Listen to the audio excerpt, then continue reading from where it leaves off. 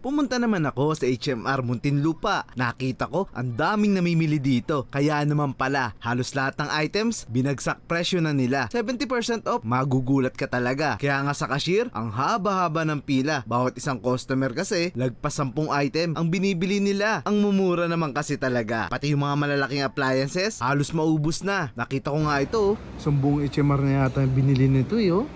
May hagdanan pa. 70% off naman kasi, kaya mabibili mo talaga eh. May swimming pool pang kasama. Ito yung rata na sopa. At may washing machine pa. LG ang tatak niya, branded.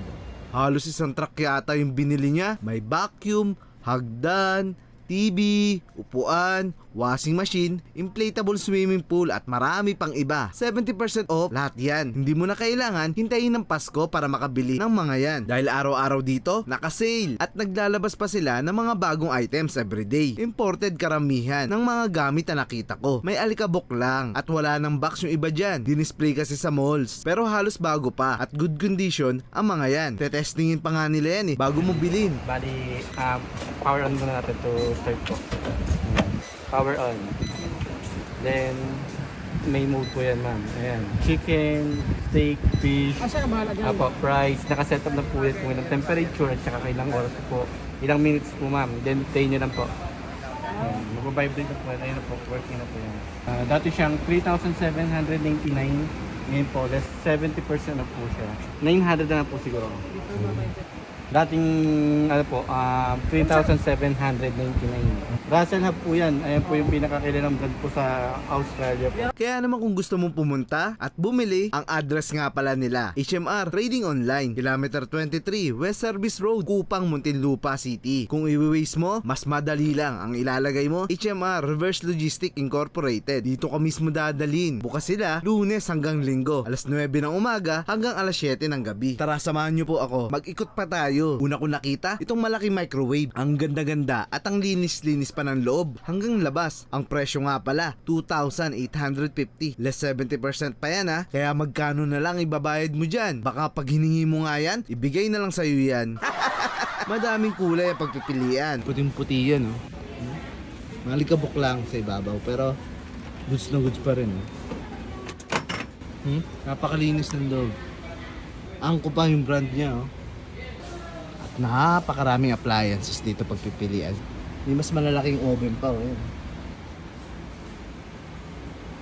Toaster. Ganyan kalaki yung madi-discount mo pag pumunta ka rito. At blender, tignan yung blender Kung mahilig kayo mag-blender ng mga fruits, gulay, ayan, pwede kayo pumili rito. Kanin, blender nyo, pati kanin. Lahat yan naka 70% off. Ito napakaganda. Initan ng tubig. Hindi lang appliances ang makikita mo rito. May mga furniture pa, gaya ng tables and chairs, sofa at cabinet. Nakita ko nga itong maliit na storage cabinet 3,999. At dahil 70% off siya, halos 1,000 plus na lang yan, ganyang kamura. Kaya binili ko na yan. Nakakita ko pa itong wardrobe cabinet 10 minutes lang, sold agad siya. Kasi dati itong 5,000. Dahil 70% off, naging 1,500 na lang yan. Pero huwag kayong mag-alala, madami pa silang ganyan. Aabangan ko na lang. Sa totoo lang, madami pa ako nakita dito. Mga laruan na iba't iba, ang gaganda nila. At lalo na yung mga tools na paborito ng ating mga tito. Bumili nga ako ang mumura nila.